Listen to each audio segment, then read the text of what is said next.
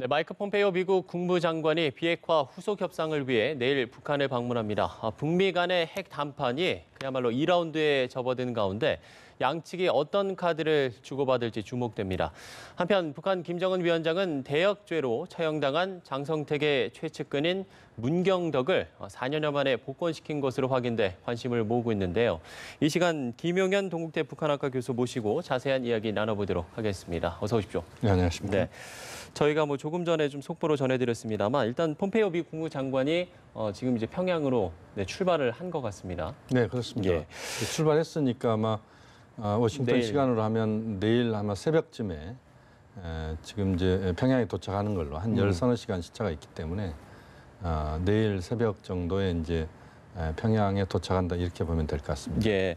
그간 이 북미 회담 결과를 놓고서 상당히 미국 내에서 비판적인 목소리가 적지 않았는데 예. 이번 이 방북에서 어떤 좀 가시적인 성과를 좀 내야 되는 거 아니겠습니까? 물론 그렇습니다. 지난번 이제 북미 정상회담의 공동성명의 내용을 보면 폼페이오 국무장관이 이른 시간 내에 평양을 방문하는 걸로 그렇게 돼 있었습니다. 예. 그 이른 시간이 지금 한 3주 정도 지났는데요. 저는 3주 정도면 꽤 이른 시간이다라고 봅니다. 그렇기 때문에 시간의 문제를 갖고 폼페이오 국무장관의 방북이 늦어졌다고 하는 부분에 대한 공격에는 저는 동의하기는 좀 어렵고요. 예. 이제 이번에 방북을 하게 되면 공동성명의 내용을 보다 풍부하게 이제 그 성과를 거둬야 되는 부분인데 우선은 이제 가시적인 부분은 아마 유해 발굴과 송환과 관련된 문제라고 봅니다. 예. 이번에 한 150여 구 정도 지금 북한이 유해를 송환하는 하와이 히캄 기지로 송환하는 그 과정을 이제 곧 실제 실현을 시킬 거라고 보는데요. 예. 원래는 지금 북한의 그 한국 전쟁 때 미군의 실종자가 한 8,000에서 9,000 명 정도 됐습니다. 그리고 그 중에 한 3,000 명 정도가 1954년도에 상당 부분 미국에 송환이 됐었고요. 그리고 그 이후에 한 600여 구가 간헐적으로 1990년대 이후에 송환이 이루어졌습니다. 예. 그래서 지금 한 5천여 구가 지금 남아있다 이렇게 봐야 되는데 전체적으로 앞으로 미군 유해 발굴과 송환 작업이 굉장히 오랫동안 이루어질 사업이기 때문에 여기에 대한 그 폼페이오 국무장관과 북측의 그 책임자가 이제 거기에 대한 합의를 이끌어내는 이게 하나 중요한 것 같고요. 그다음 또 하나는 이제 트럼프 대통령이 지난번에 싱가포르 기자회견에서 북한의 그 ICBM급 미사일, 탄도미사일 시험장 폐쇄와 관련된 부분을 언급을 했습니다. 예. 여기에 대해서 아마 이번 폼페이오 장관의 방북 과정에서 보다 구체적인 앞으로의 그 아마 동창리 시험장일 가능성이 높습니다만 동창리 시험장의 폐쇄와 관련된 부분에서 이번에 그 구체적인 논의가 있을 가능성이 높다 이렇게 봐집니다. 마지막으로 미국 쪽에서 상당히 많은 이제 요구가 있습니다만 앞으로 비핵화의 시간표를 갖고 나와야 되는 것 아니냐 이런 이야기들을 많이 하고 있습니다. 그렇지만 그것이 가능할지 여부는 좀 더 지켜봐야 될 것 같고요.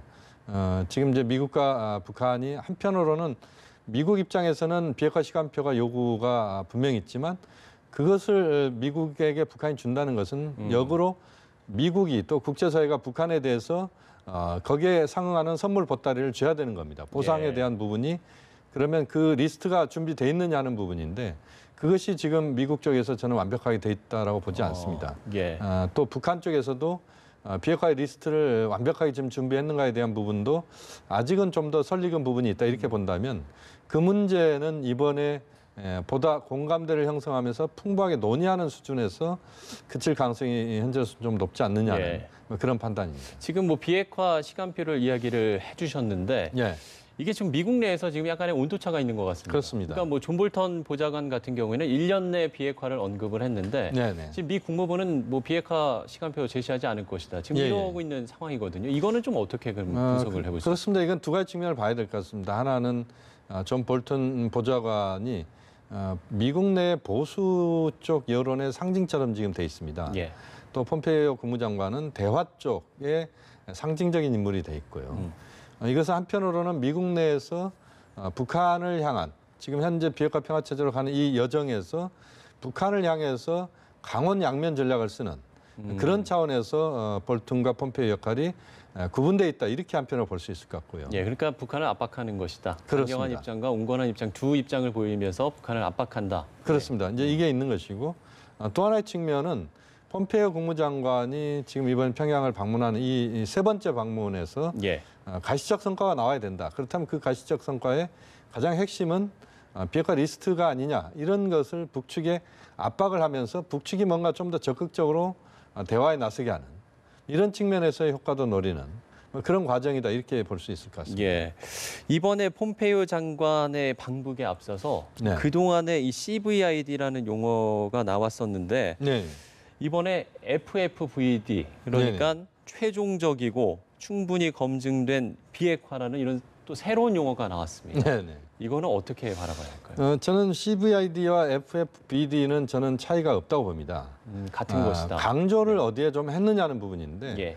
FFBD는 말씀하신 것처럼 최종적이고 충분히 검증된 비핵화. 그러니까 검증, V에 상당히 집중을 하는 부분이다 이렇게 봐야 될 것 예. 같습니다. 다시 말씀드리면 미국 쪽의 지금 관심은 CVID 중에서도 V 쪽의 관심이 지금 많다라고 하는 것을 북측의 그 설명을 또는 북측의 것을 강하게 어필하면서 북측이 이 그런 검증 가능한 이 부분에 대해서 적극적으로 북측이 호응해야 된다. 이것을 강조하는 차원에서 FFBD라고 하는 부분이 등장했다고 봐야 될 것 같고요.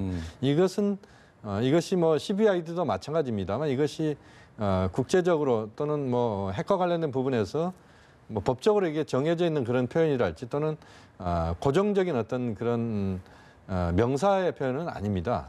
또 그런 수식어 표현도 아니고요. 그래서 아마 이제 그 지금 상황에서 북한과의 비핵화 평화 체제를 논의하는 과정에서 미국 쪽의 전술적 측면에서의 그런 표현들이 FFBD라고 하는 식으로 지금 나타나고 있다 이렇게 봐야 될 것 같습니다. 이번 폼페이오 장관의 협상 파트너로 네네. 그동안의 이 협상 파트너였던 김영철 노동당 부위원장 대신 네네. 리용호 외무상으로 교체할 것이라 이런 좀 관측이 언론에서 제기되고 있는 것 같습니다. 이 교체 이유가 좀 있을까요? 어떻게 보십니까? 이 부분은 좀 더 주목을 우리가 또 해봐야 되는 부분이고 좀 더 신경을 써서 봐야 되는 부분인데 이것은 이제 폼페이오 국무장관이 지금 정보 책임자 그러니까 CIA 국장에서 국무장관으로 자리를 옮겼습니다. 그렇죠. 그러니까 지금 이제 그 동안에는 CIA가 폼페이오 국무장관의 한반도 비핵화 평화 체제의 어떤 실무적인 일들을 직접 그 도와주는 역할을 했다 이렇게 봐야 되는데 이제는 폼페이오 국무장관이 이제 장관으로 옮겼기 때문에 그런 CIA에서의 어떤 도움보다는 국무부에서의 그런 장관으로서의 역할, 또 국무부로부터의 도움 이런 쪽으로 이제 상당 부분 또 상황이 좀 바뀌었다. 여기에 상응해서 북한도 그러면 김영철 통전부장 같은 경우는 이제 정보라인의 수장이기 때문에 그러니까 자리의 이동에 따른 그렇습니다. 교체다라고. 뭐 이제 그런 차원으로 이제 보면서 리용호 외무상이 그러면 파트너가 아니냐 이렇게 지금 이야기를 하는 건데요. 이 부분은 내일 정도 상황을 좀 더 지켜봐야 될 것 같습니다. 다시 말씀드리면 리용호 외무상이 파트너가 될 것인지 아니면 기존에 가장 중요한 역할을 해왔던 그러니까 김정은 위원장의 모든 입장과 방침을 가장 정확하게 이해하면서 그동안 비핵화 평화 체제의 북측의 실무 최고 책임자로서 역할을 했던 김영철 통전부장이 직접 나설 수도 있는 이 부분은 좀 더 지켜봐야 될 것 같습니다. 다만 아직까지의 그런 흐름 속에서 본다면 전체적으로 폼페이오 김영철 라인이 계속적으로 움직여왔다. 이것은 분명한 사실이기 때문에 이번에 교체 여부는 좀 더 지켜봐야 될 것 같습니다. 일단 내일 상황을 좀 지켜봐야 될 것 같습니다. 지난 2013년에 처형당한 장성택 당 행정부장의 신복이죠. 이 문경덕이 김정은 위원장이 시찰했던 이 평안북도를 총괄하는 당 책임자에 오른 것으로 이게 확인이 됐는데 일단은 이 어떤 인물인지 좀 소개가 필요할 것 같습니다.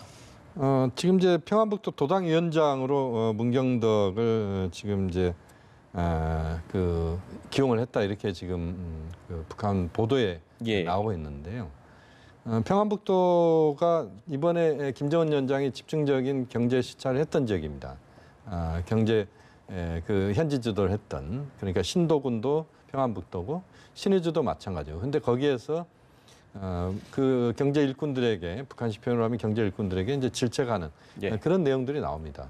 그것은 결국 보다 그 경제 상황에 밝고 특히 중국 쪽과 네트워크가 잘 돼 있는 사람을 그 김정은 위원장은 평북 도당위원장에 앉혔다. 그러니까 문경덕은 그런 사람이다 이렇게 보시면 될 것 같습니다.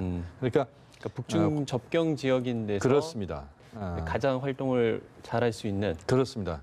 과거에 이제 장성택 행정부장이 중국 쪽과 굉장히 긴밀한 그런 역할을 해왔던 사람이다 이렇게 보시면 됩니다. 예. 황금편 개발도 그랬고 전체적으로 북중 간에 문제가 생기면 장성택 행정부장이 중국에 가서 막힌 것을 뚫는 예. 그런 역할들을 해왔거든요. 그러니까 북한 내에서 최고의 중국 통은 과거에 장성택이었다 이렇게 봐야 되는데 예. 지금은 이제 최룡해 그 부위원장이 그 역할을 하고 있다 이렇게 봐야 됩니다만 어쨌든 그런 상황에서 문경덕이 과거에 그 장성택과의 관계가 깊은 인물이었지만 예, 예. 그러나 현재의 북중 경협을 활성화시켜야 된다는 것이 김정은 위원장의 생각이고 또 북한 입장에서도 유엔 제재가 지금 계속되고 있지만 이제 제재가 풀려가는 국면이 곧 다가온다라고 북한은 판단할 것이고 그렇다면 그것을 중국과의 긴밀한 협력 속에서 평화북도를 발전시킬 수 있는 인물이 누구냐? 그러면 문경덕이다. 이렇게 김정은 위원장은 판단했다고 봐야 될 것 같습니다. 예. 마지막으로 이 통일농구에 대한 지금 이제 통일농구가 둘째 날 지금 경기가 열리고 있는데 네. 김정은 위원장의 참관 여부가 상당히 관심거리였는데 일단은 저희가 뭐 앞서서도 좀 보도를 해드렸습니다만 지금 김영철 부위원장이 김 위원장이 시찰 때문에 네네. 참관하지 못할 것이다 이런 이야기를 지금 한 것으로 전해지고 있거든요. 네, 지방 현지 지도를 하고 있다 이런 이야기를 예. 한 것 같은데요. 아마 김정은 위원장 입장에서는 지방 현지 지도가 실제 현지 지도가 이루어질지 모르겠습니다만 지방 특정 지역에서 폼페이오 국무장관의 방북에 대한 사전 충분한 북중 나름대로의 어떤 전략 전술을 짜는 그런 그 회의를 집중적으로 하고 있다 저는 그렇게 보여집니다. 그만큼 이제 폼페이오 국무장관의 방북 여기에 대해서 네. 북한 쪽에서도 굉장히 거기에 대한 신경을 쓸 수밖에 없는 것이고 또 폼페이오 국무장관이 지난 두 차례의 평양 방문에서 김정은 위원장을 다 만났었거든요. 예. 아마 이번에도 저는 만난다고 보고 그렇다면 지금 지난 싱가포르 정상회담 이후에 지금 한 23, 4일 지났습니다만 예. 지금 상황에서 북미 간의 한반도 비핵화 문제 또는 평화체제 문제 또는 북한에 대한 어떤 보상과 관련된 문제 이런 전반적인 부분들을 논의하는 그런 것을 사전 준비하는 그런 차원에서 김정은 위원장이 특정 지역에서 상당한 그 숙고를 하고 있을 것이다 이렇게 전망이 됩니다. 예, 알겠습니다. 자, 지금까지 외교 안보 이슈 김용현 동국대 북한학과 교수와 이야기 나눠봤습니다. 네, 오늘 말씀 고맙습니다.